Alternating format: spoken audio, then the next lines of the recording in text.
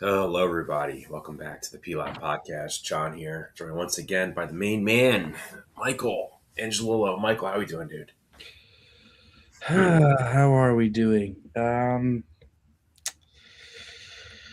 This is one of those times, feels like we get them every year at least, where it just feels like everything that could go wrong with the sports teams is happening all at the same time.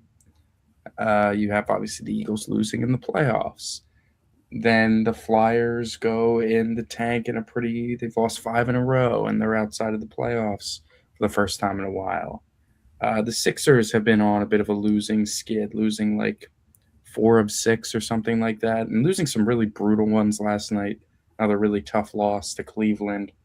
Um, and in addition to the playoff loss, the Eagles have some articles and reports coming out that are not the most exciting things to be hearing as fans, absent of the offensive coordinator search. There's some internal potential issues and reports, whatever. And then the Phillies obviously ultimately did not sign Bo Bichette. I have a hard time kind of blaming them too. It does feel like they kind of got screwed, let on. We'll talk about that a little bit more. But yeah, it just feels like every super positive outcome that could be coming from any of the four sports teams is just not even close to happening at this point. It's just how many more punches can we all take collectively? Yeah, I would say right now. We could just kind of briefly just talk about the winter sports for a little bit, and then we can kind of just Hmm. move right into the main thing. So I guess like Sixers. The Sixers now they're like kind of fully healthy. I think even though last night's game was really it was they blew that game because I think Maxi just missed way too many shots last night. And even though you had a great production from Joel Embiid, Paul George, he had a really bad possession near the end of the game, but otherwise he played well. Edgecombe. It's going back to that Nuggets game where they lost in overtime by a point to the uh, scab team Nuggets. Um, and then you feel good about yourself. You're beating the Wizards and the Magic, but you're still like, and then you lose by a point in overtime to Toronto. That was really disheartening. You take care of business with a win, and then you lose two in a row at home to the Cavs, one getting blown out and one blowing a lead, like you said, John. Uh, they've lost like four out of five at home or something like that. And this goes back to the Brooklyn loss right before Christmas. So they've had some tough losses at home. They've had some tough losses as a whole. It definitely feels like the general vibe of blame is starting to shift towards Nick Nurse a little bit with just the lack of just kind of plays it seems like they're running, especially in crunch time. Like they get into crunch time and it becomes like Maxi ISO ball or Maxi Embiid two-man game. And it's not like the two-man game is not a bad formula that does work. But on a day where Maxi's not shooting well, I think you'd like to see a little bit more from the coach in terms of an X's O's perspective to manufacture some open looks for some guy. Like Edgecombe was 4 of 5, 2 of 2 from three. And it's like, that's what, why didn't, Why don't we? Why don't we get like he's been taking like 12 shots a game and all of a sudden he's only taken five today. And it's yeah, like, like I don't future really understand franchise that. cornerstone along with Maxi? Why don't we get him Right, involved? and It's it's like like it's like when you Oubre look was at yeah, hitting. it's like when you look at the elite teams that have like a lot of depth, Mhm. like the Thunder, for example. If let's say SGA is like struggling, Yeah, they're gonna get like one of the like Williams involved or Holmgren or Dort yeah. might get more looks to It's just compensate yeah, for it.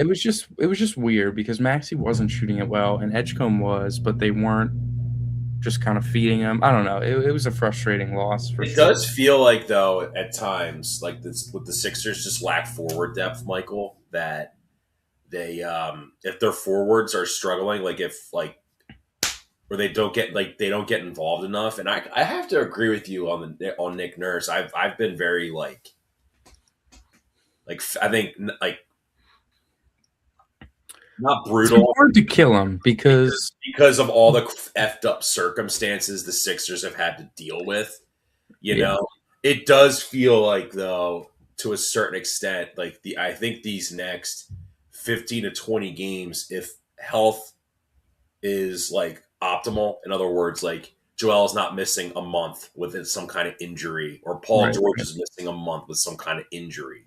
If he has what this team was like concocted to be, and like they struggle, like let's say they might fall below 500, then yeah, and because they're losing a lot of close games, Michael. I mean, gosh, dude, like I don't Yeah, know. like they had the knack early in the season where they were winning every close game they were playing and they couldn't blow teams out. And now they've kind of found their rhythm and taken care of some teams, but if they're playing a team that's good, it's going to be close, and they're just not getting the Well, the bounce. knock on Nick Nurse when he was with Toronto was he wouldn't really like plays young, not plays young guys, but not let them, take the I'll wheel. say And what it feels like now. It doesn't because Edgecombe has had plenty of games where he is taking a ton of shots or whatever. And last night just feels like more of the fluke than anything. But when you talk about what a coach can bring to your team, and in that this is any sport, it's can your coach maximize the value and the talent that you have on the floor? Like Mike Tomlin, for example. Mike Tomlin feels like he always squeezed every ounce of juice out of whatever the Steelers put out on the field because they're finishing 9-8 every year. In the last like 6 years, did we ever feel that the Steelers underperformed based on expectations? No, they always kind of exceeded them. We're like, oh, this will be the year they don't do it. And then they do. And the point to that is that there are some coaches that are just really good at getting every little thing out of their team. And I don't think that Nick Nurse at this stage in his coaching career might be that sort of guy.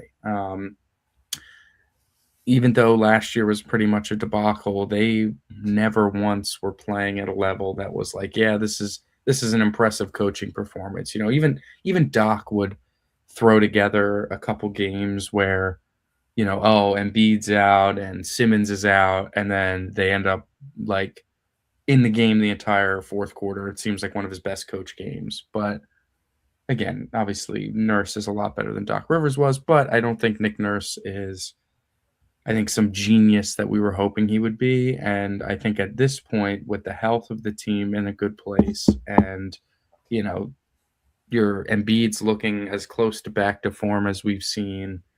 Um, it's frustrating that they're not well, able to certainly finish, on the offensive end, and I'll they say go and they definitely go on. cold in the fourth quarter. Yeah, I agree. Flyers. Oh gosh, where do we start? I mean, listen, we've been talking about this for a while that it was like all it would take is one bad week and they'd be out of a playoff spot and um they might struggle to get back into it. And right now it looks like one of those things. Like Zegras has cooled off a little bit, and Yeah, Seeger I don't know scored what they're 110 doing with points this year. That's not going to happen. He's going to I get don't like think what I don't know what like is 80 or going on with 85. Yeah, I don't know what's going on with Ladar because I remember he got a little banged up and they were like, "Oh, he might miss some time." And then he only missed like a few games, came back, and now he's hurt and it seems like this could be even longer of an injured stint. That feels like a little malpractice-y, to get banged up, come back very quick, and then get banged up again. Maybe it's worse.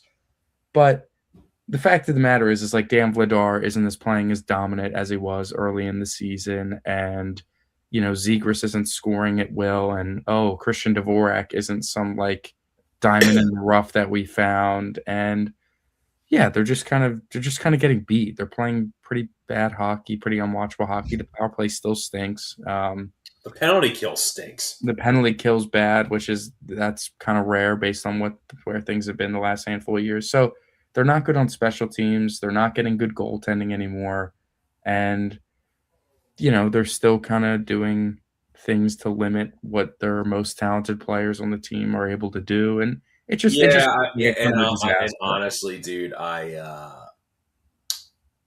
guess we'll talk about. I think this is the most newsworthy thing of the Flyers, besides them getting crushed like the last 3 games in a row. Like I don't not Mhm. like just not even competitive games Yeah. is obviously the Tocchet Michkov like relationship. In other Mhm. and there's like two sides to this. One side is he's like 19, 20 years old. Like people hammering or complaining that a 19, 20-year-old may be a little immature, you know? Right. Right. But it's to the point where like uh, where the coach isn't even trying. It's like he's glazing guys that are not very good. And when it comes to Michkov, it's like it's like He he can't do doesn't want anything to. right. Yeah. And It I feels wouldn't be like surprised if it came out that Tocchet told Danny Briere, "Hey, we should trade Michkov if we're going to get Quinn Hughes." yeah, I'm sure And is thinking that. I'm sure that Vancouver probably would love to have him back in the trade package. Could the Flyers have put a package together involving Michkov for Quinn Hughes? Like probably.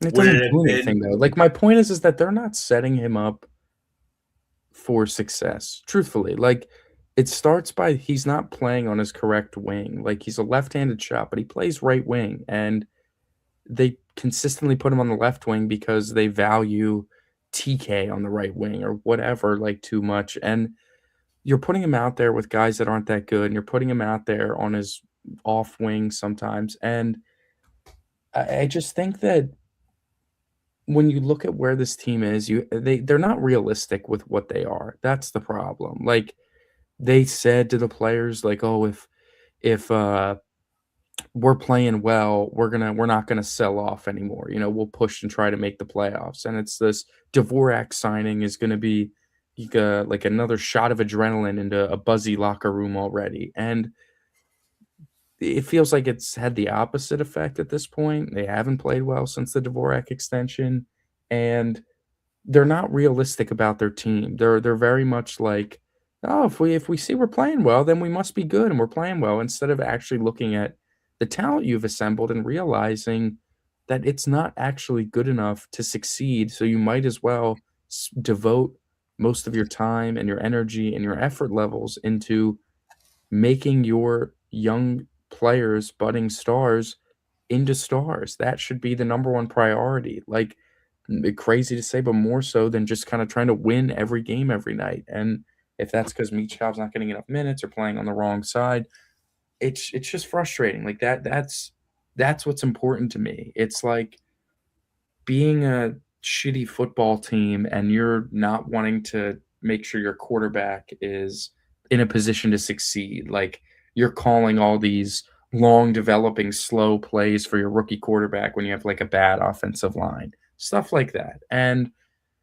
that's kind of what feels like is happening with the Flyers right now. And, you know, they seemingly made a lot of mistakes with some of the contracts that they've handed out, and they're just kind of stuck with them at the moment. So I really don't foresee the good era of Flyers hockey coming anytime soon. I really, really don't. I have a hard time straining my brain trying to think when's the most recent year in the future that I can actually see the Flyers being a threatening force that's definitely going to make the playoffs and is definitely going to win a round. And I don't have an answer for you that's anytime soon. I really don't. And that sucks, man. That sucks. All we want is to see that team back in the playoffs and see them actually being, a contender. I Not do want to. Yeah. Well, I think it. Well, let's just kind of. I know if you're making like. the playoffs was just enough, the last, 2012 to 2020 would have been plenty fine for everybody because they were in the playoffs every other year, losing in the first round. But that's not enough. We know that's not enough. It sucks to live that way. Of course, I mean, obviously, You wasted a top I was 3 thinking player more in the like short franchise term. that way.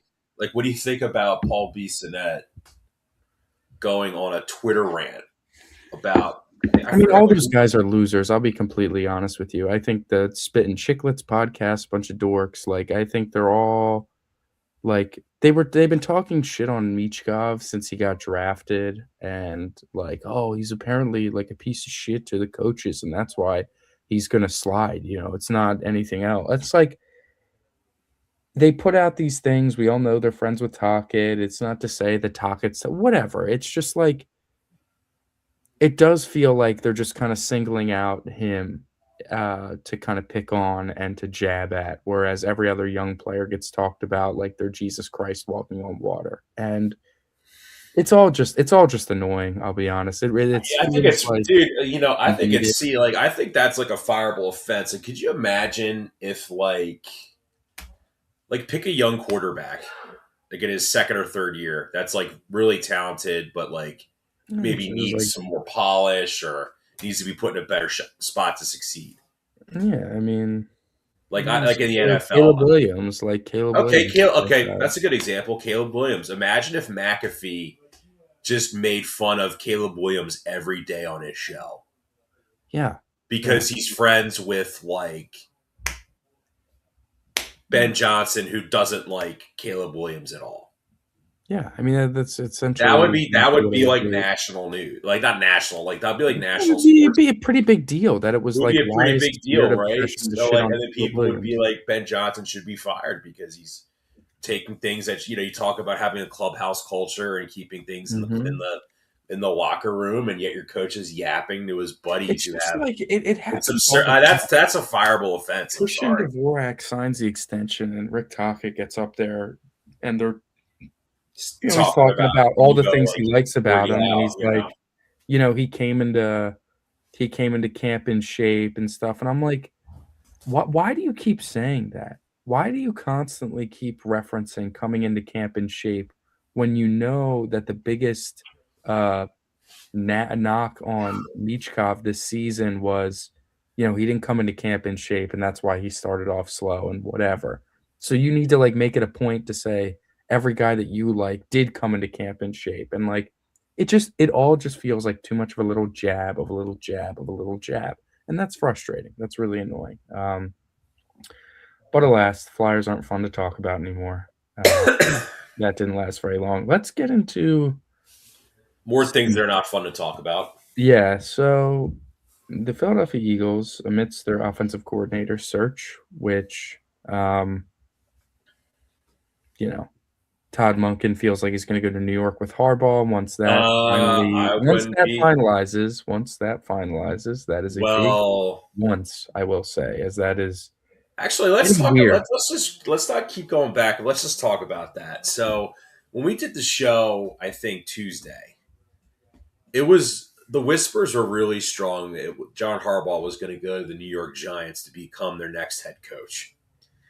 And as of yesterday, it turns out that there could be a Liam Cohen situation in New York where John Harbaugh does either wants Joe Shane fired or Joe Shane essentially demoted. Like he's the GM, but he doesn't have final say on the roster.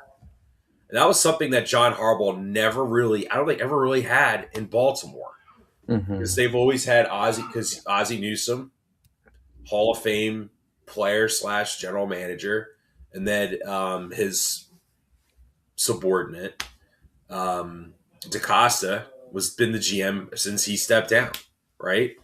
So either he probably wants Joe Shane fired and then bring someone from Baltimore to be the GM of the Giants potentially. It's going to be a package deal, right? Yeah, I don't know if that's going to Like when happen. I mean, Gladstone, like when they fired when Trent Baalke got fired last year, they brought mhm. in Gladstone, who was buddies with Liam Cohen when they were in L.A. With the Rams.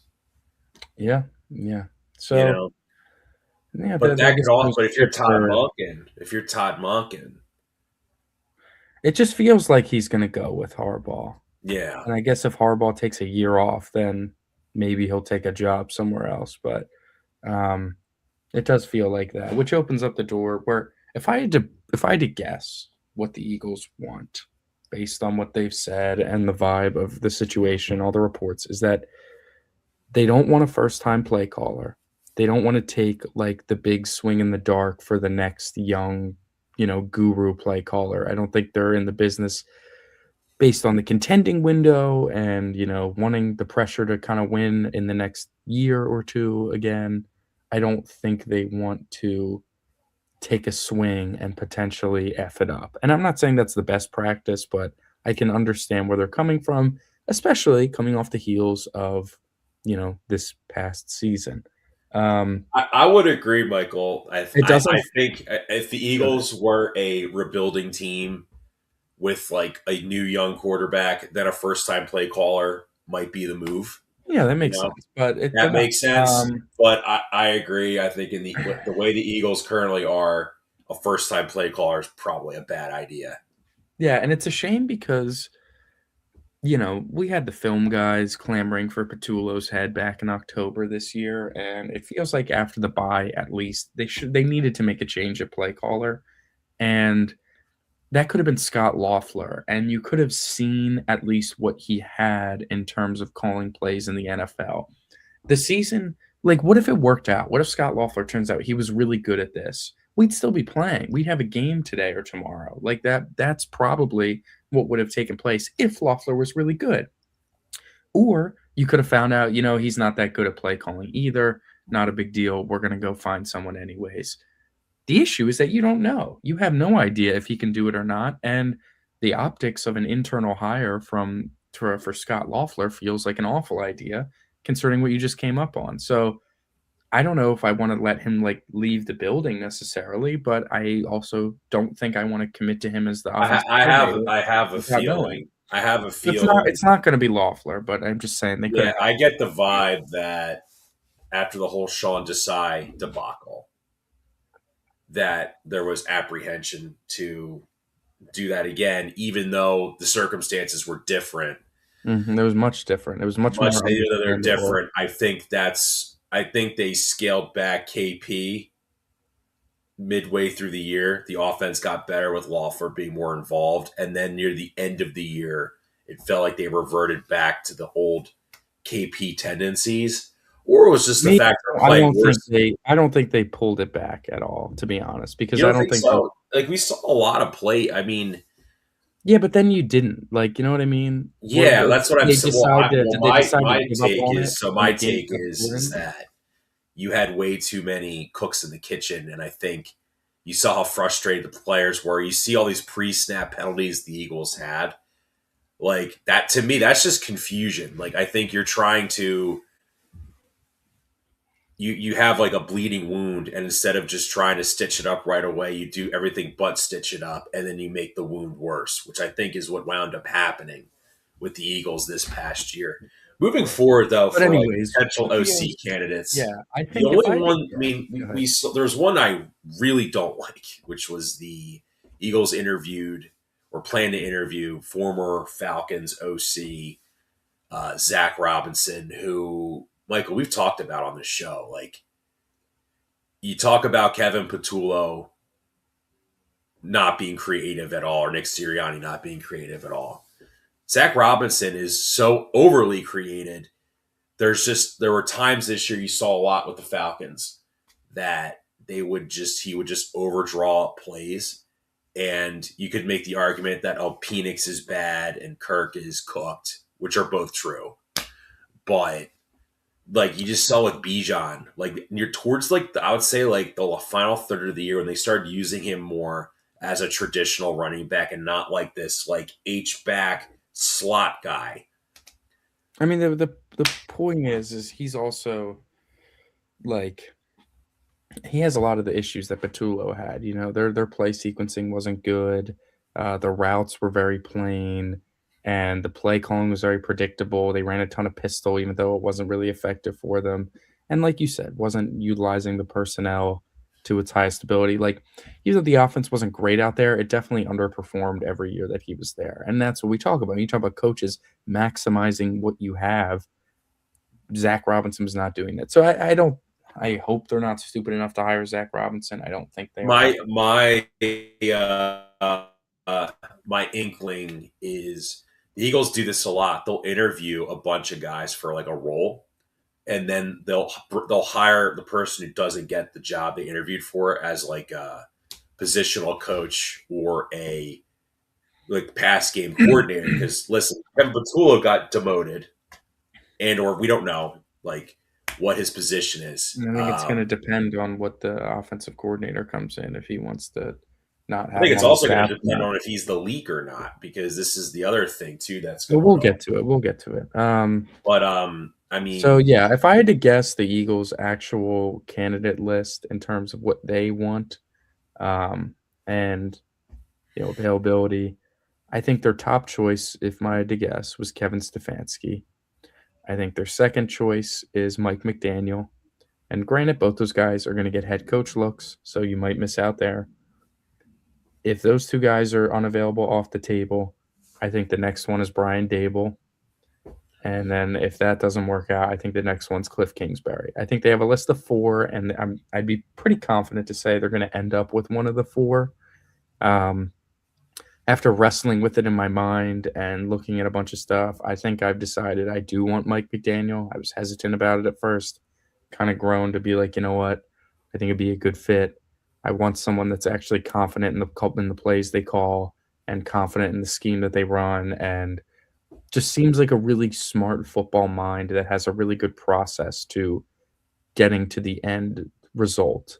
Like it's not just throwing shit at the wall and being happy when it works. Like it's actual studying and understanding concepts of football to land at a game plan and a play design and play structures and formations, and everything has a reason. Like how many times do we say, well, the Eagles are running more motion, but it feels like they're running it just to run it. Like they're just motioning a guy in just to say, hey, look at us run motion, as opposed to it having a serious impact on the play that's about to come. And I think that Mike McDaniel is a guy that would never want to waste emotion like that. Like I don't want to call motion just to do it to appease people. I want to do it to get something out of it, whether it's to set something up later, whether it's to get a coverage, whether it's to get a guy a head start running, whatever the case may be. I just think that creative design and general vibe of play calling can be catered to what the Eagles do have on offense. Obviously, he has to dial it back because they're not as fast as the Dolphins were from 2022 to now, but they are definitely there's enough similarities that I think there's stuff that he can work with, as opposed to maybe some of the other guys. And I think I really would like to see that. I think that could be good, and I think he could be a good guy that can maybe convince AJ Brown he wants to stay. So we hinted at it.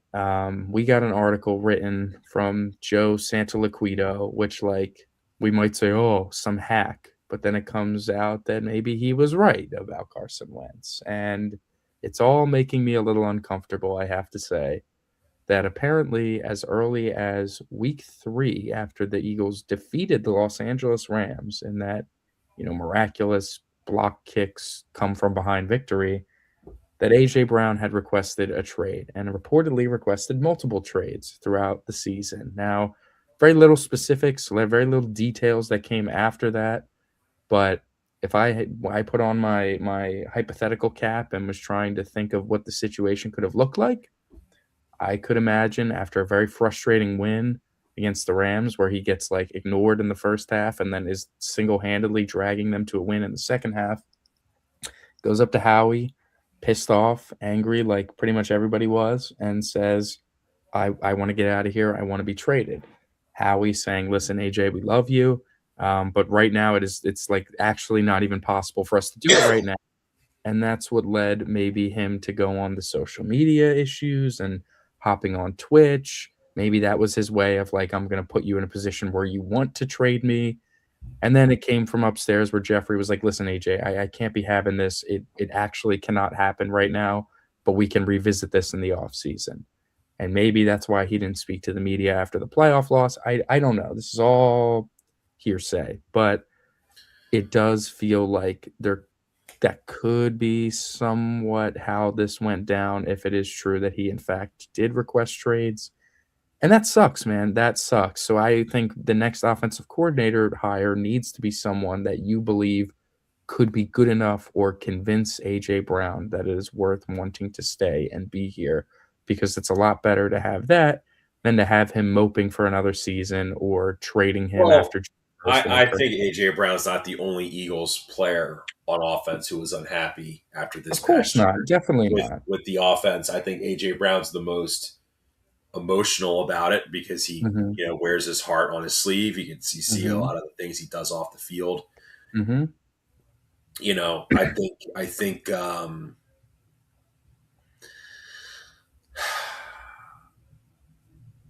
I would agree with you. Like coming up, like the Eagles know that their scheme needs to be revamped. I think everyone knows that, and I think they Hmm. realize once they do it that if the Eagles' offense actually played to at like a top 12 level, that or even a top, I'm not like what I mean. Like I'm not even saying top three, top Hmm. five, like top 10 level, Yeah. that they could easily win 13, 14 games, no matter who they're playing. you Right. know, and win another Super Bowl. I will say this too, though, with Joe Santoliquito, it feels like that like the Eagles have a ton of beat writers that have a lot of experience covering the Hmm. Eagles. What benefit would it be for a Jeff McClain to not leak that AJ Brown was demanding all these trades? Like I what's just think he's the guy that when takes the the hit national media is pieces. reporting it. I think it's the hit pieces stuff. I think the serious hit pieces, it feels like they let Joe Santoliquito do it, or he like volunteers to do it because he doesn't care the pushback he gets from fans. You know what I mean? Remember the dude when this But I Wentz don't think when they the can. Wentz story broke? We see like what happens on a WIP and even like Twitter for other guys too. Hmm. Like the report, like Michael Silver's report, which look Silver, he's a self-proclaimed Eagle hater, right?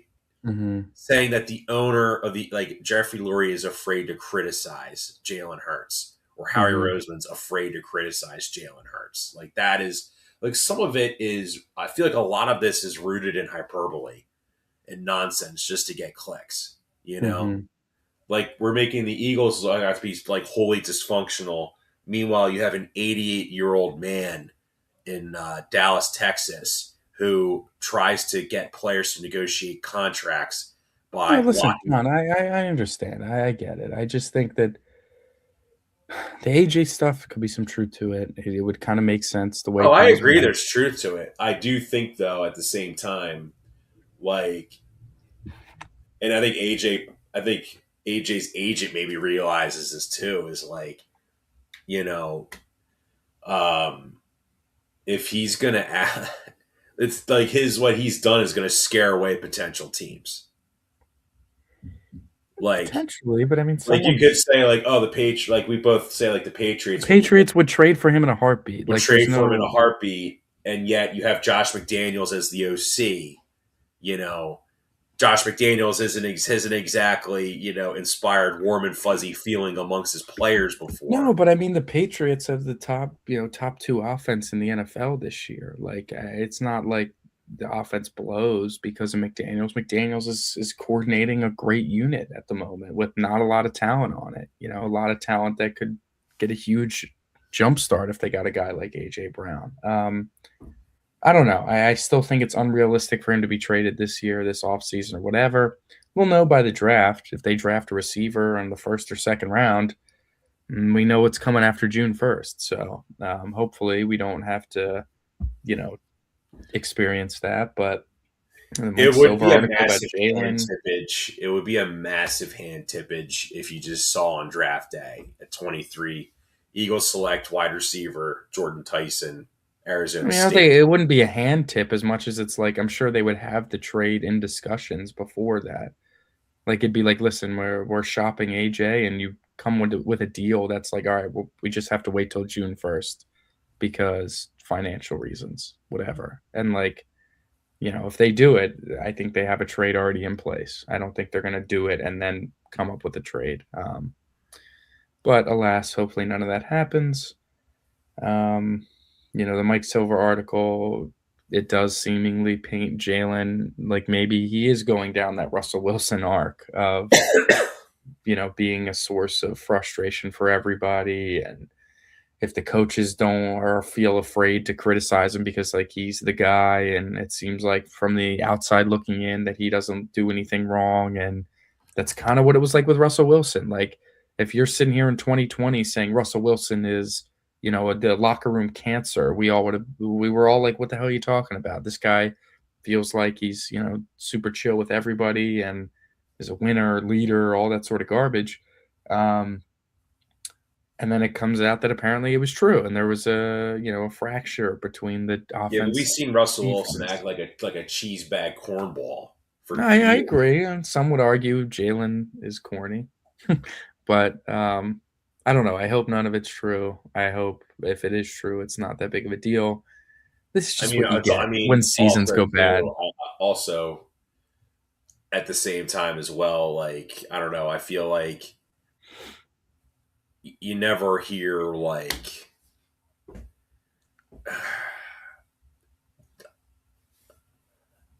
I'm going to throw this conspiracy theory at you. Do you think Sirianni is the guy? It feels like every time Sirianni's job comes into question, there's a Jalen hit piece. Yeah, I know it's definitely strange. It's definitely But when the strange. Eagles play well, it's not like Jalen Hurts. Oh, Jalen Hurts is a very good leader, but like, oh, his, statistics don't look as great as they normally do. No, hey, listen, I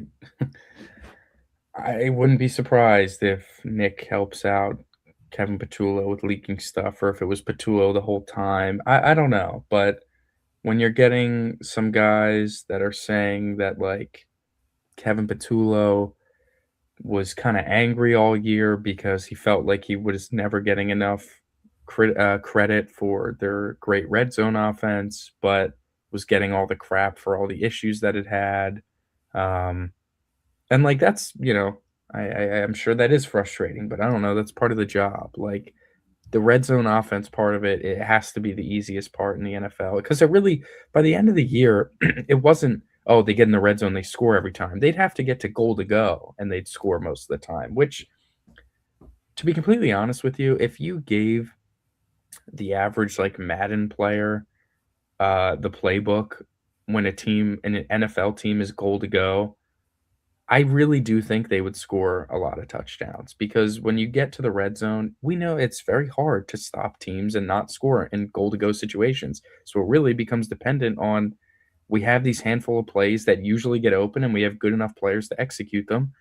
And that's what it was. It wasn't rocket science. All the creativity that the Eagles had on offense was saved for inside the 4-yard line. And it's like, that's asinine to me. You put 99% of your creativity into, you know, third and goal from the 2 and second and goal from the 4. Like that's all you have. The entire offensive game plan, the Because that's creativeness goes into probably that. what his job was when he was the pass game And coordinator. that's great, even though reports are that Loeffler got involved with that. And that honestly, you could spin me that because Dallas Goedert caught like 12 touchdowns this year in the playoffs included.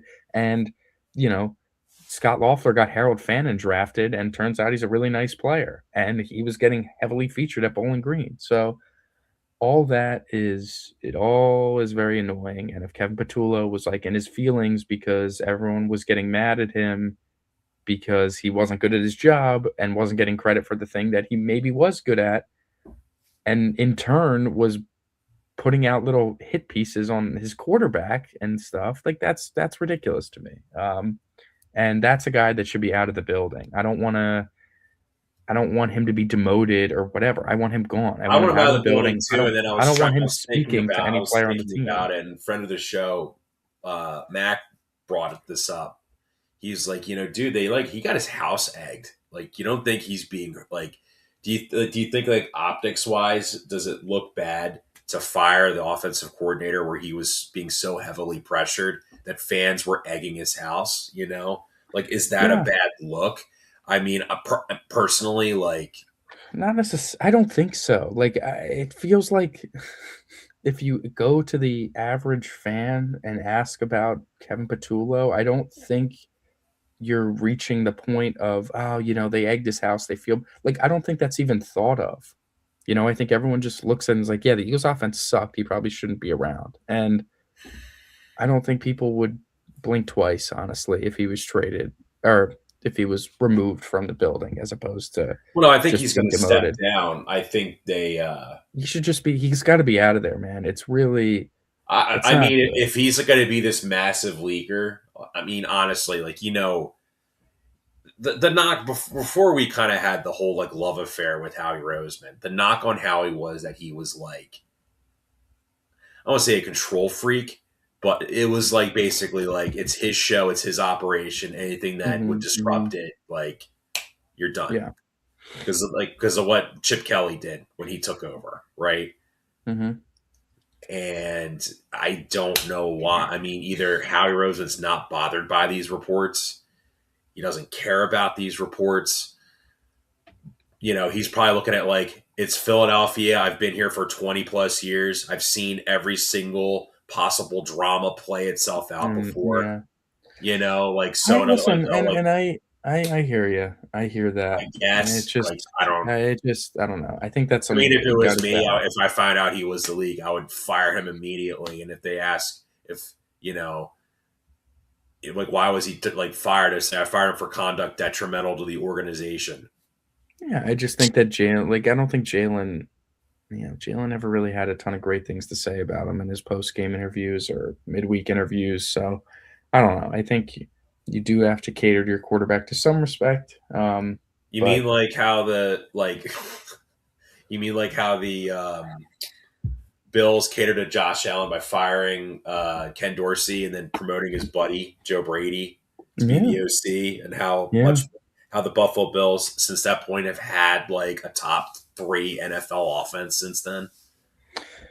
Well, I mean, I think the offense has always been great under Josh. I think he's the catalyst there much more. But regardless, yeah, there is something about doing the favor for your great player and for your quarterback and making sure that they're in a comfortable situation and all that sort of stuff. But I guess we do have some games. We do have some games here to talk about. We have 4 games, divisional weekend. It's always usually a good one. 2 Saturday, 2 Sunday. And to open up our slate, we have the 6-seeded Buffalo Bills coming off of an upset in Jackson. Well, yeah, it wasn't upset. They were underdogs by the time the game ended. Um, Heading up to the 1-seeded Denver Broncos, coming off their bye. They are 1.5-point favorites at home against the Bills, and everyone's riding high on Buffalo. And you look at a game like this, and I think what makes the most sense to be thinking about is what is the best, like, the best unit on the field. Well, who are they going up against? The best unit on the field is going to be the Denver Broncos defense, and they are going up against Josh Allen and the Bills offense. Now, this Denver defense has had some missteps. They've had some ways that they've gotten figured out a little bit in the previous weeks. I don't know if the Bills necessarily have the arsenal of weapons to kind of replicate that, but what they do have is they have the best quarterback left in the playoffs. They have one of the best quarterbacks in the NFL. And we talked about the way the Jags would lose is if Trevor Lawrence made a couple mistakes and it came down to can what quarterback's going to match the other one? Can the quarterbacks match each other? And Lawrence couldn't keep up and couldn't match Josh Allen. Josh Allen putting touchdowns on the board and, Trevor Lawrence throwing interceptions or stalling or his shin hitting before converting the fourth down and all that stuff. And the Bills came out victorious because of it. And if I'm going to look at this situation and I see, the strength of this Bills defense is their pass defense, a combination of their pass rush and of their secondary. And their weakness is against the run. And if I look at the Broncos offense, they're not a great running football team. It was about a little above average running attack with J.K. Dobbins. And since R.J. Harvey became the lead back, it's gotten worse.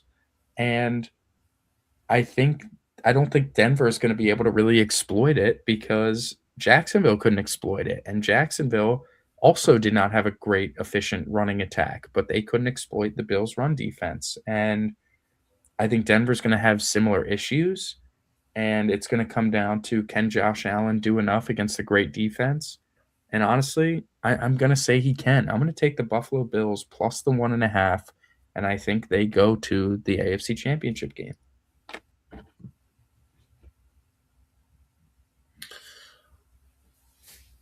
I agree with everything you just said, Michael. I'll say on the flip side, though, and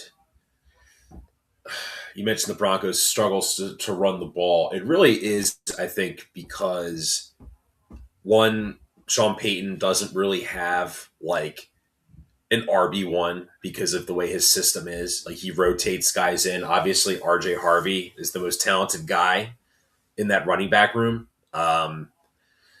Is Dobbins still out? Yeah, J.K. Dobbins is not playing. He's ramping some things up, doing rehab, but he's not playing. Yeah, he's like, because he was like really the catalyst of that offense until that offense really took a nosedive since he got hurt. Mm-hmm. I know like RJ Harvey is the guy fans would want to be there. I But know RJ card Harvey's just not collectors that would want him to good. be Like there. he's just not very good right now. Like it's simple as that. It's the psyop. He's just not that good. He's fine. And like honestly, I'm not, dude. I thought they were going to draft Omari and Hampton. Chargers, beat him to the punch on that, and well, they took RJ Harvey instead. I mean, I don't know. I think that offense would look a lot different with Omari and Hampton in there. But alas, he's not a Denver Bronco. Listen, man, I saw a stat the other day. You're gonna crack up, and I'm sure you've seen this too. The only quarterback that's ever won a playoff game for the Denver Broncos that was actually drafted by the Denver Broncos is Tim Tebow. Wow.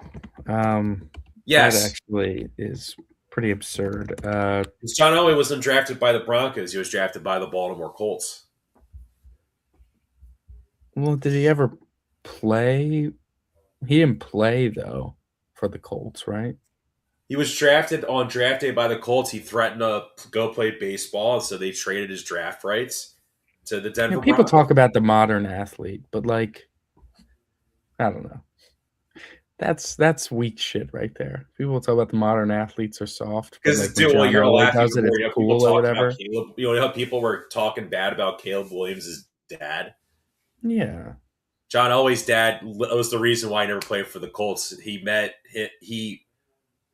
with Robert Irsay, who was Jim Irsay's dad.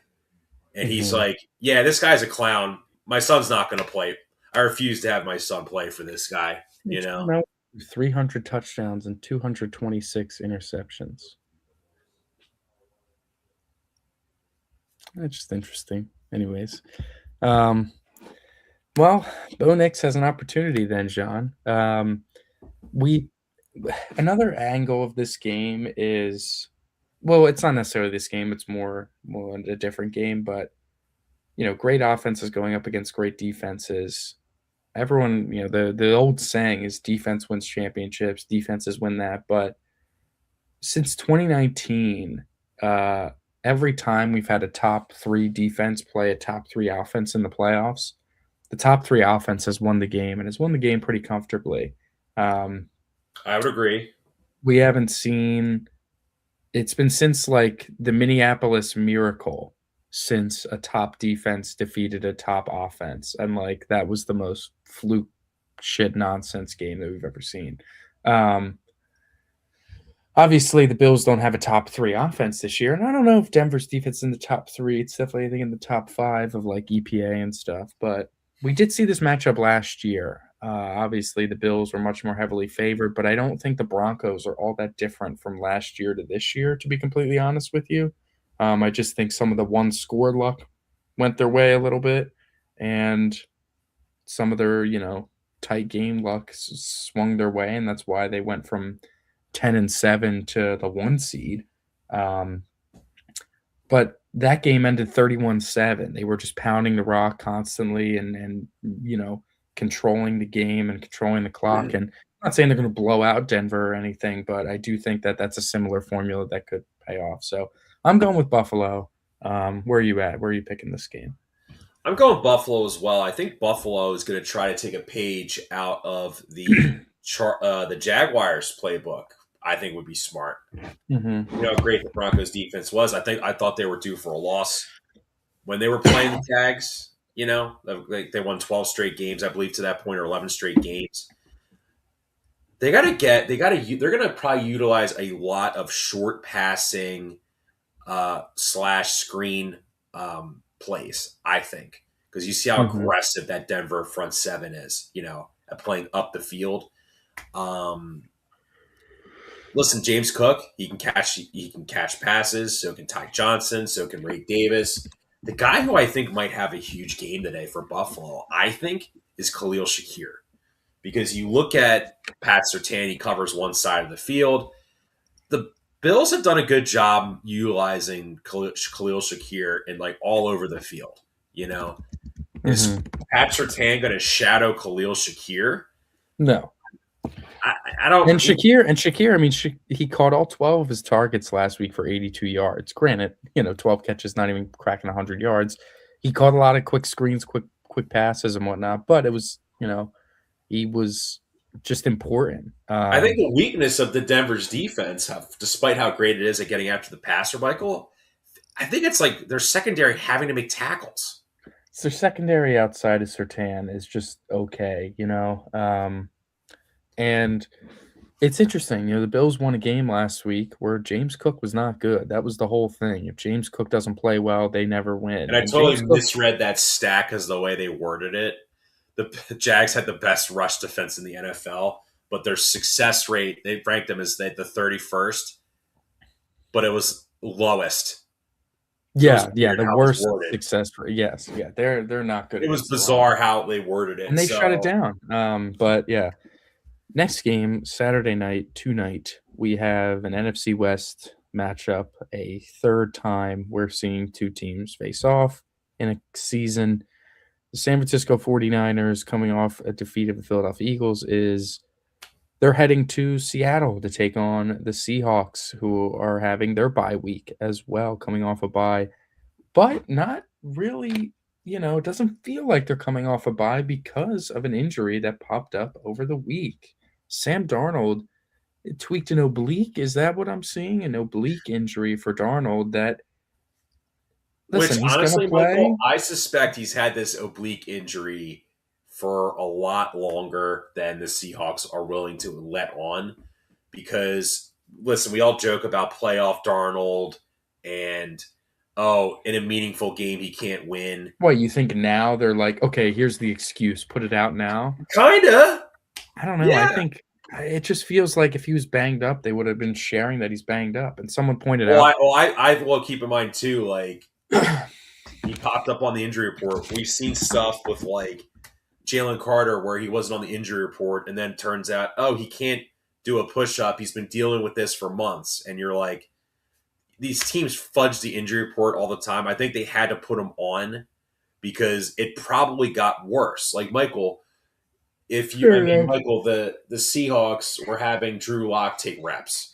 yeah, no, that's not ideal, man. I'm like, this is an injury, apparently one similar to what Baker dealt with earlier in the season, as to kind of when he started to fall off too. And Darnold hasn't been playing great football to begin with, and now you're going to be giving him an oblique issue. I'll be honest. This game is going to be, I think this game's going to be very close. I think 7 points. Seattle's favored by 7. I think that's a lot. I know Kittle's out, and that's a big miss. And, you're asking a lot. But there are some statistics, some trends. Brock Purdy's never lost in Seattle. He's 4-0 against the Seahawks out there. Kyle Shanahan has never lost a divisional round game that's a pretty crazy stat. He's always won in the divisional, whether that means the Niners get a bye and they win the first game, or if they skate by a wild card, they're winning that second round game and they're going to the conference championship game. And I'm not necessarily predicting the 49ers win the game, but I wouldn't be shocked if we're looking and this game's in the fourth quarter and it's like 6-6 or something, where Seattle's defense is playing great, but Darnold is like brutally in pain and they can't move the ball on offense. And it's just going to be a matter of, can Shanahan cook up a drive? Or, you know what game this reminds me of potentially too? What was it? 2021 Packers, 2021 Packers Rams in Green Bay, excuse me, Packers 49ers in Green Bay, in the snow, where Aaron Jones stopped running straight forward at the end of the half, and Green Bay ended up having to kick a field goal, and a punt got blocked, and ultimately the punt block is what caused the Niners to win that game, where they had no business winning. They were totally overmatched, and they won anyways because some good things went their way. Shanahan didn't even need to have a great game, scheming up great stuff. And I think we could see a similar sort of game this time, where it's low scoring, it's ugly, you don't know who's going to win, and like a big special teams play really swings the pendulum of momentum and swings You're the thinking like favor. Torrey Horton runs a pump back. Or I'm thinking the Niners block a punt, or I'm thinking, the Seahawks miss a field goal, or a field goal gets blocked, or a kick return is big. Something that is going to aid two offenses that I predict to struggle a little bit. And with all that being said, I think it's going to be a close enough game. I'm going to take the Niners +7. I'm taking the Niners +7 as well. I have a couple reasons why. Number one, I think um, even though like the Niners, who almost never come back in the fourth quarter, they came back in the fourth quarter against the Eagles. Mm-hmm. That was a huge deal for them. That's kind of like they got their revenge for the 2022 NFC Championship game, I guess. I don't know. You saw Robert Saleh was like, he was like doing backflips because they won this game against the Eagles. I know they're like everyone kept mentioning, oh, hospital squad, hospital squad, hospital squad. Michael, I feel like this team that they have right now has been playing all season. Mm-hmm. It's not like George Kittle's missed like 5 games this year already. It's Mm-hmm. not like they didn't, and they've already adjusted to it. It's not like they've been missing Fred Warner for like a week, or like Nick Bosa for a week, and now they're out for this game. They've been figuring it out all season. The thing with Seattle that kind of concerns me, I have another angle here too. And, you tell me what your thoughts on this are, is that Clint Kubiak, during the bye week, the Seahawks bye week, was doing head coaching interviews. I know it's a divisional game, so they're very familiar with them. Did you feel like the Eagles offense last year, when Kellen Moore was doing interviews for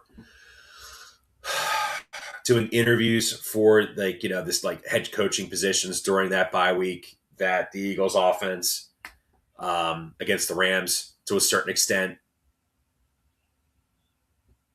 didn't look all that great? I No, mean, I'll I be know honest. Like, no, not even 1%. I think you don't think so. You don't think no. him I taking don't. the I don't think interviews, Jalen because played what's going to well. happen is if the Seahawks blow this game, that's good. He's going to be the scapegoat.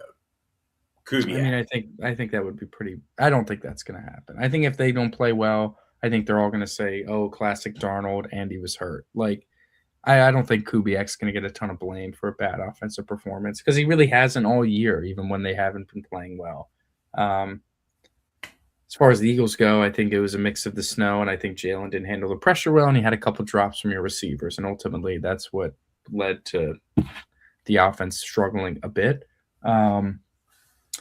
But all that being said, I do foresee a low scoring close game tonight. I really do. I'd be shocked if both teams' offenses are humming, because listen, we talk about what's the best unit on the field here? It's the Seahawks defense. It might be one of the best units left. Um, It's and probably it's probably the best unit in the playoffs, and then it's the Rams offense, and then Texans defense is up there. Like oh, they might I be. was They're thinking better just than in the the Rams. just in the NFC. Oh, okay, sure. But yeah, it's a great defense, but it's just to me they can slow down that Niners offense a ton. Shanahan will be able to drop at least a couple good drives to get points on the board. It's going to be if that Seattle offense is going to be able to do anything against that I San Fran wonder D. if McDonald is going to be Harbaugh-ish in his first playoff game. I guess we'll see. I I wonder guess that. well, but I mean we know that they're not an aggressive team. Mike McDonald is one they go for it on fourth down, some of the least, and they kick a lot of field goals, and so I don't know if it'd be Harbaugh. It would just be like what he's built his team off of. Because I mean, their team is built on really great defense and like field goaling everyone to death. Jason Myers, I believe, set the NFL record for most successfully converted field goals in a season by a kicker. I wouldn't be shocked. On to tomorrow, divisional Sunday, always a good one. Game at 3 and 6:30 at 3:00, the early game. Houston Texans at the New England Patriots. Now, John, I alluded to this a little bit, and here we actually have a top 3 or the top 2 defense by EPA against the top 2 offense by EPA, that being the Texans defense and the Patriots offense. Now, historically, in recent history, the offense has won these games and not only won them, but won them kind of handedly. This happened, last year with the Bills blowing out the Broncos, the Chiefs beating the Niners in the first Super Bowl that they played, the 13 seconds game of the Chiefs Bills. That was a top 2 Chiefs offense against the top 2 Bills defense. I think everyone forgets how good that Bills defense was. They gave up 42 points and couldn't get a stop. It literally 13 seconds wasn't enough time to even get a stop for a top 2 defense in the Well, geez, NFL. look at So, the Eagles. Well, geez, look at the Eagles' defense against the Rams' offense last year. well, They almost the blew Eagles. that game. Yeah. Okay. Yeah, I was yes. But it's definitely a trend that kind of favors the offense. And while I look at this Texans defense and I do think it's a great unit and I do think it's really really good, I just think that Drake May is kind of too good to fail in this sort of spot. Like we've seen him play games where he gets sacked and gets under duress, but he still is able to make plays. Like there's something about you have to be willing sometimes to take the sacks because you need to be able to stand in there to make the plays. Like the Patriots offense isn't going to survive by the offensive line holding up every single time it's a big third down and Drake May is going to have all day to throw. It's going to survive because the pressure's barreling in on him. He stands in there, delivers a throw while he takes a hit, and the Patriots move the chains, and you're just going to churn and churn and churn. And, we saw the Patriots go against a really great defense, and that being the Cleveland Browns. And the Browns sacked them 5 times, but it didn't matter because they still were able to put up 30 points. And obviously, the Texans' offense is better than the Browns' offense, but the Texans' offense is far from anything great. And I think Nico Collins being out is massive. The Texans' path of winning was great defense and hitting their explosive plays to their best receiver. You remove your best receiver from the equation, I'm having a hard time seeing how the Texans are going to move the ball effectively. C.J. Stroud played very poorly It against would Pittsburgh. be it would be like defensive. It would be bad if the Patriots defense, after only allowing 3 points last week to the Chargers, to that all of a sudden like let CJ Stroud cook them in this That's game. what I'm Like saying. Like it I would be think that bad. Like it would. I can't. I agree with you, Michael. That Nico Collins injury. I think that Nico Collins injury may be more devastating to Texans than Darnold's injuries in terms of devastation to the Seahawks. yeah, I just think that the Texans' sole path is just kind of cooked a little bit. And like Stroud did not play well. Stroud was very bad under pressure against Pittsburgh. He was feeling a little Mahomey, I guess, where he was extending a play and then thought he could just flick a throw and then it would be it was intercepted or it was overthrown, and it was just not good. And if you're not going to be hitting those sort of plays, you're not going to be winning against the team that's actually good. And now you remove the best receiver from that equation. I don't think that the Texans are going to be able to do enough on offense to keep up with the Patriots, even if their defense plays great. Like, the Texans are going to need their defense to score like another 2 touchdowns if they want a shot, I think. Like, it's going to be that drastic. Or honestly, Michael, realistically, they're going to have to, if they're going to get turnovers, right? We talk about winning the turnover battle. You saw the Texans won because of turnovers against the Steelers, right? They're going to have to get Mhm. short fields, and then like CJ Stroud's just going to, I don't know, 12-yard touchdown to Dalton Schultz. They kick a couple field goals. Their offense maybe has, for long fields, like 1 or 2 scoring drives. Like, I don't like this is still a really close line, despite the fact. Like, Yeah, because all the here's the thing public's on too. Houston +3. What's that? All the public's on Houston +3.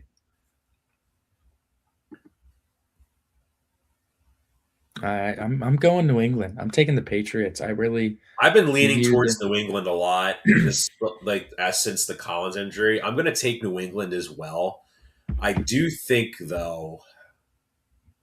Here's a concern though I have for the Patriots offense in this game, handling the defense of the Houston Texans. Will Campbell was playing really well before he got hurt this year. He came back. Mhm. He looked a little overmatched on Monday night, Yeah. right? He looked a Mhm. little overmatched, and I wonder if we might see a situation where maybe Drake May takes a huge hit and it kind of affects him for the rest of the game. I don't know. Like he was getting rocked pretty good by the Chargers too, man. Like, that's the Mhm. other thing, man. And I feel like when you look at Stroud, like, Stroud's kind of used to just getting rocked on a consistent basis. I think he just kind of is just used to it. Mhm. So I don't like that. Even though I am leaning towards New England, my gut's telling me New England. I'm leaning towards it. Like, I just have this rotten feeling that something's going to happen that's going to put the Texans in a position to win. It's just going to be up to the Texans offense being able to scrap together points, without Yeah. Nico Collins. Maybe So you're Hutchinson so or Jaden you're Higgins makes some big plays. I don't so you're know. taking Houston or are you taking New England? I'm taking Houston. I'm flip flopping here. I'm going to take Houston. Ah, I'm going to take Houston. interesting. Listen, they've been my Texans all year. I've been very pro Houston, and I still really believe in that defense. But I think of the way, like, yeah, I look at the big differences between the Steelers offense and the Patriots offense, and obviously Drake May is the big glaring massive difference. And it's like Rodgers, he was throwing it underneath relentlessly because that's just what he is. He doesn't handle pressure well. He just throws it underneath and just gets rid of it. And the Texans were making tackles, making big hits. They couldn't move the ball at all. Whereas Drake May has been, the best quarterback in the league under pressure this year, and I don't think is going to be afraid to keep his eyes downfield and want to push the ball while the pressure is collapsing on him. And I think that'll be enough. If I had to throw like a loose score prediction out there, I could see this being like 20-9. You know what I mean? Something like that. I And was thinking like 16-13. yeah, I all in that realm. It all does fit and feel the same. The next game, the final game, the final thing we will talk about today is I would say the game I'm probably most excited for. I think these teams got a lot of, there's star power involved. There's a lot of narratives involved. We should have, we might have potential weather involved for Sunday. I'm looking at potential, snow showers or flurries by the time the game is supposed to start. We have the Los Angeles Rams on the road heading up and taking on the Chicago Bears. Now, the Bears, both these teams coming off really close wins, really sweaty ones. I'm sure that neither of them wanted to be playing. I'm sure only one of the teams expected to be playing in a game like that, but they both ended up playing a game like that. And the Rams are 4.5 point favorites on the road. And I really do understand that. You put both these teams in a vacuum. I think that the Rams are absolutely and objectively the better team, kind of from top to bottom. Like, I think they have the better coach. I think they have the better running backs. I think they have the better offensive line. I think they have the better receivers. I think they have the better quarterback. And I think they have pretty much the better defense. Like there's everything in this game is better for the Los Angeles Rams. The only thing that's holding me back is a combination of a few things. It's Ben the Johnson. Commanders comparisons that I keep Oh, seeing. And it's like, maybe they are due to get one more playoff win and keep this magical run alive. It's, yeah, Ben Johnson's a very creative play caller, and they were able to find and get big chunk plays to help move the ball downfield. Caleb Williams, while not being better than Stafford, he's a hell of a lot more mobile, and his legs are absolutely a weapon that he uses every well, time. he's just a better quarterback than Bryce Young is.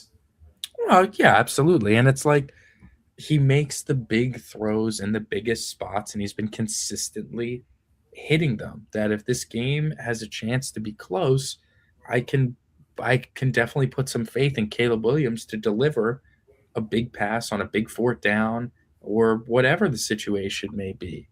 Um, the Rams side of things, we know that the snow didn't affect them last year at times offensively. It affected them in terms of turning the ball over, but they were still able to throw it and catch it with pretty good success. They hit some multiple big plays in the divisional round against the Eagles last year. I just have a hard time straining my brain and seeing how this game isn't close. I think the crowd's going to be rocking. I think the environment's going to be crazy. And I think the Bears are going to I do do think enough.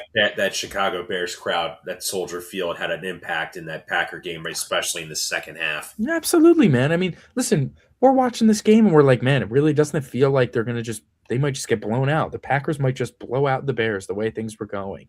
And you aren't able to finish them off, and they slowly come back, and then they pounce on you and just snatch the game right from your hands. And I don't know if the Rams are going to be like as keen to allow that to happen, but I think the Bears might be able to keep it closer for longer. So I'm going to take the Bears plus 4.5. I do think this game is a field goal decided game either way. And yeah, I'm going to take Chicago to I'm wrap going to it up. roll with Chicago as well.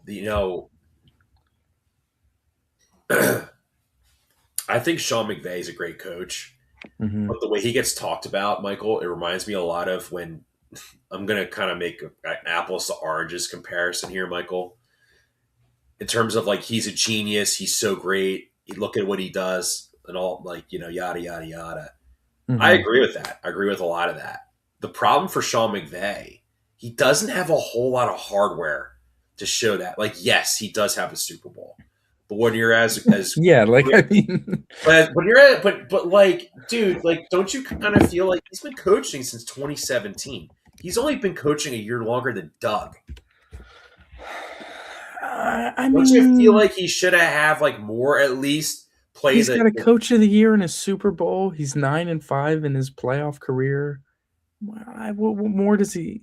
I get it, but like, what more do you want from him? like if they lose to the Bears today or tomorrow, don't you kind of feel like the last 3 years everything that's been said was this Rams team, this is like they're the most complete team in the league. Look at all the weapons they have. Oh, look at this Rams team. And like I'm dude like to me it's like when I'm picking the Bears, like in the back of my head, I'm thinking like it's like what if it's like McVay masterclass cooks the Bears, like to me it's like you're really gonna have to rely on like a Jacob Meebus field goal to win you the game when like the Bears are like one of the worst defenses in the NFL, you know? And the only reason it didn't look worse for the Bears defense last week is because the Packers literally just turned into cowards at the end, like in the second So half. so what are you hypothesizing here? What are you saying? Ben Johnson's just a psycho. Mm-hmm. And I think he partially is like, I want to be and look at Sean McVay. I'm the genius. He's a pussy, you know. Oh, he's like this genius. Yeah, he just runs like counters nonstop off of like screens because teams are mortified of Puka Nakua.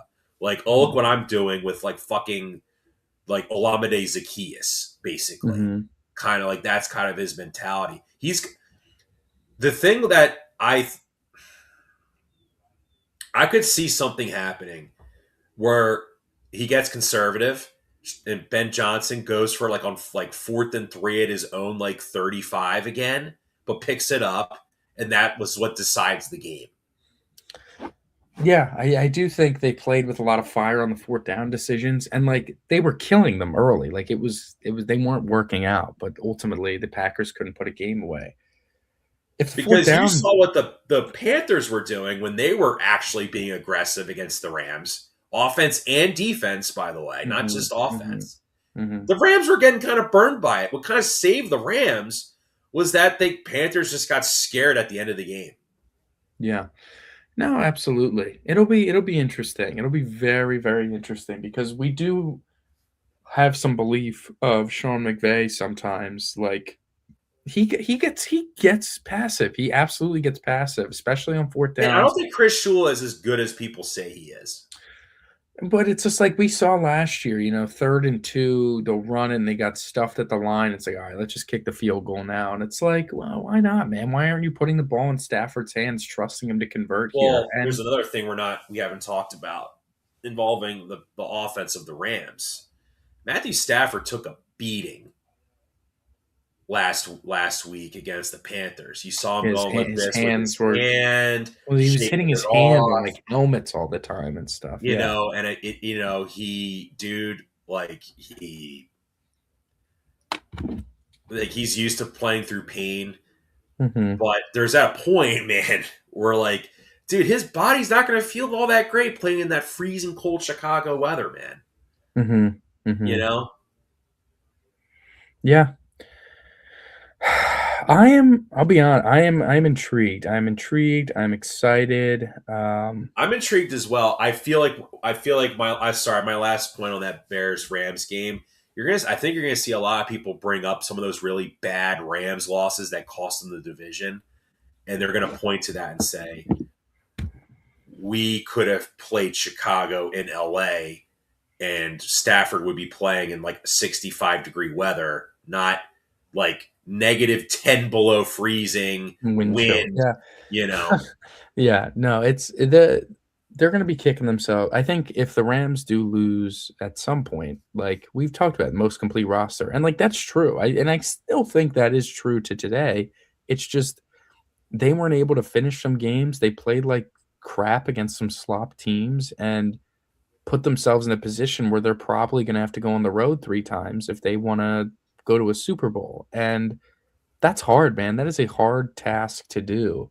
And I you are gonna be kicking yourself. That Eagles game, I'd still be losing sleep over if I was a Rams fan. You're blocked field goals away from, not blowing a awful game to the Eagles, and the Falcons game where Stafford plays like garbage, and you're like, Jesus, What what the about the hell's first going on here? Panther game? First Panther game, the Seahawk game out there where you choke a big lead and the recovery, all this nonsense goes down. Yeah, absolutely. I'd be kicking myself a lot. It feels like you're wasting, like, it feels like at a minimum they have to get to the conference championship to not like feel that they completely wasted this season where the league's so wide open and they Maybe definitely Michael, have the maybe best this is like the talent. Commander Lion game last year. It feels like it, man. It really does. Granted, this one's at home for the team that is in the commander role, but it does totally feel like it. And listen, I guess I wouldn't be completely blindsided if the Bears are slinging it early and putting up a lot of points and Stafford throws a turnover. Like, I don't think he's going to turn it over 5 times like Goff did, but I do think that there's potential, and we'll see where the pressure goes. I could also see that going the other way too. Like, what was the big turning point is that like the Rams or the Lions were slowly starting to crawl their way back in, and then they tried to have Jameson Williams throw a pass, and he threw an interception, and it's like, McVay wouldn't call something like that. no, but Ben Johnson did. Like, that was Ben Yes. Johnson. So like maybe if the Bears get down early and he feels he needs to go into the bag of tricks instead of just kind of trusting what he's got, maybe that's how the Bears ultimately lose. I don't know. I don't know. But I do think I like the Bears today. So to wrap up the show and to wrap up with our picks, we didn't talk baseball, but that's okay. I think we can save that for the midweek, as John and I both have some things going on today. Yeah, So baseball cold stove for the we'll talk. Phillies. We'll talk hot Well, stove. We'll talk hot stove Tuesday when we come back. So to wrap this up, we have the Buffalo Bills in Denver. Both of us are taking the Bills plus 1.5 against the Broncos. We have tonight the San Francisco 49ers on the road, 7-point underdogs against the Seahawks. We're both taking the 49ers plus 7. And then we're split tomorrow afternoon. The New England Patriots hosting the Houston Texans. I have the Patriots -3. You're taking the Texans +3. And then Sunday evening, we are both taking the Chicago Bears home underdogs plus 4.5 against the Los Angeles Rams on the road. One last little stat I want to throw out, which is going against both of us, is that since in the last like 20 years, teams that are home underdogs in the wild card round that win outright, like the Chicago Bears did, it's happened 12 times. All 12 of those teams have lost in the divisional round. Did they lose or fail to cover? They lost outright. The home underdog that wins in the wild card round in the last 20 years. You know what, though, Michael? This is going to sound kind of backwards. Like, this year's been so screwy. It has. And I think about... It feels like they could be the team that breaks that trend. I think about why that happens, and I think about, like, an under 500 Seahawks team that has the beast quake and upsets the New Orleans Saints. Gets blown out the following week. Right. Like, imagine if the Panthers had beaten the Rams. They actually pulled it off. The Panthers wouldn't have a prayer's chance this week against whoever they would be playing. And, like, that's, I think, why that stat comes about. You get a really shitty 4 seed that upsets a good 5 seed at home, and they go out and, like, that's all they had, and they lose in the next round. So this is a little different circumstantially, as we have a 2 seed. They're home again, and we think they have more juice. Yeah, like if the Steelers knocked off the Texans last week, then right, exactly. And the Steelers, they weren't, they have were no they going to shot go in to beat New England? Like, no. Yes, they have no shot. So that's why. But we'll see if that trend remains true. Yeah, it's a very interesting trend because the Bears don't really. I don't think they fit into that mold as like you just mentioned. They don't, but I'm sure it's come up a couple times. I'm sure it's come up a couple Seahawks, like we're gonna look at some teams like, oh, look at this like 9-7 Falcons team that did this. You know what I mean? Yeah. And then they get smoked by like the Eagles or something. You know what I mean? Like, yeah. But anyways, that will do it for our show this weekend. Divisional weekend's upon us. We have the national championship on Monday. That'll be fun to tune into. Yeah, I think Indiana's going to win and cover. We'll see.